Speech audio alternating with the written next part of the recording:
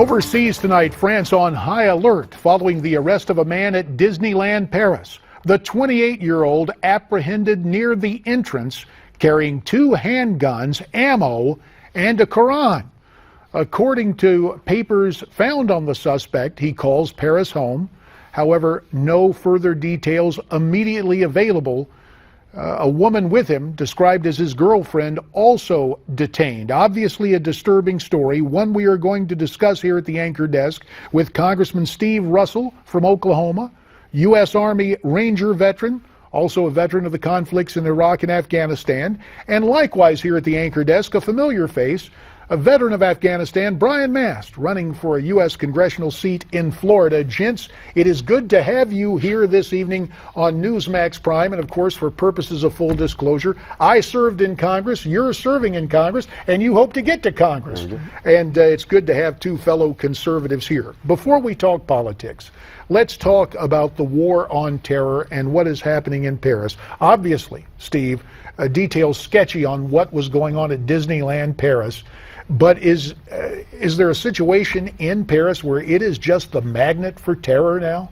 Well, we want to wait and see what the details are with this individual. Is he a French citizen? Is he not?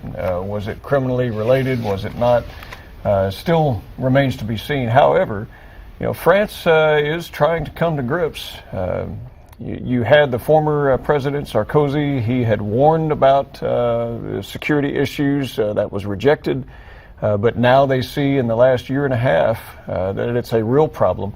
They're going to have to continue to tighten up security measures to avoid it in the future. And in the last Paris attack, it looked like some of those folks had come in as refugees. Now, Brian, it's being reported that ISIS has its own passport industry, which when they're able to get official documents, it's tougher to tell who is who. If you were serving in the United States Congress, what could we do here to protect our homeland? Well, we were just talking about a little bit about this, and one of the things that we can certainly put in place is to make sure that there's accountability within those foreign countries for those that have passports, to make sure they're not able to move from one country to another if they come from certain places. That's definitely one of the things that should be in place. I floated the idea to some others before that for those coming from certain marked countries that they should be given different requirements, perhaps the idea of polygraph tests or things like that as a part of their system for entering. And at the very least, we better be taking a look at what they're doing on social media. Again, amazingly, astonishingly, this administration, in setting up so-called new guidelines, has left social media out, Steve. Well, I think one of the things that, as I've really studied this issue on Syrian refugees, is that we can't confuse the resettlement folks from the wider refugee issue. There is a difference. We don't have a land bridge that comes to the United States. It's a little far for a rowboat for them to get across the ocean. However, that said, we've got to take stringent measures with our visa waiver program. We still have an issue with our southern border. The easy entryways into the United States deserve our attention, but we have to be careful at the same time we don't eliminate needed programs for those seeking asylum that are legitimate. Policy is always predicated upon politics and vice versa. You got to get elected to offer legislation. I know you've got some key legislation, but before we get to that, Steve, let's talk about Brian's campaign. And look, I've been down this road before. When I wanted to run, I'd call incumbents and they'd say, well, let me wait till after the primary to see who the nominee is.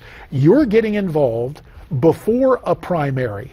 Why are you for Brian Mast? Well, look, I'm sure there's some good candidates in this field, but here's why. We need more combat veterans in Congress. I mean, it's not a litmus test, for service in the Congress, but one thing that people like Brian are people that have already put the country ahead of themselves. They know how to work as a team. They know how to accomplish missions, recover from setbacks, and get things done. America is ready for a vision, not just everybody thinking about what's wrong with the country and blaming it on somebody else. Let's put all that aside and get something done. we can do that with our veterans. Brian, I know you welcome Steve's help. Might we expect to see other veterans in Florida on your behalf in the days ahead? I'm certainly very hopeful of that. One of Congressman Russell's colleagues, Ryan Zinke from Montana, has also been gracious enough to come out and support my campaign. But that's where I tell people about these two. You know, I think there's certainly something to be said about the idea of offering to serve your country before you ever ask to lead your country. I think it's a good progression that one comes before the other. And I think back to my class. 20 years ago may have been the first Republican majority in 40 years, but precious few of us were veterans of the armed forces. So obviously, if you're going to represent people, you need to have some folks there to truly represent veterans. Before we go, Steve, I know you've got a piece of legislation that will soon come to a vote. Tell us about it and tell us what you expect the administration's reaction to be. About a minute remains. Well, the Iran Terror Financier Act, it would prohibit those that are on the current terrorist and human rights violation sanctions lists from being having sanctions lifted on the joint agreement. When I read the joint agreement, looked at Annex 2, you had more than 50 individuals that were terrorist violators and human rights violators. We wanted to know why. This bill simply says before the president can lift it that they have to have justification to Congress as to why. President's threatened to veto it, but this is good for the security of the United States. 15 seconds. Last word to Brian Mast. What have you learned with the time you spent with Steve Russell on the campaign trail? Well, I've learned a pretty good amount from him, but I think probably the best thing I've learned is to basically always put forward a positive message. Don't just be the one out there saying that we're going to be, answering no to this, this, and this. Make sure you let people know what we can actually accomplish and why we should be there, how we can move the peg forward.